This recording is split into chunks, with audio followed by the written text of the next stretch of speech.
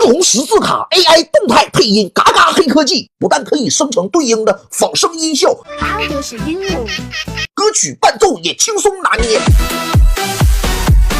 咱们直接看演示。第一步，下边对话框里输入需求，让微软机器人写出中英对照表，一堆让 AI 生成对应的中英文画面。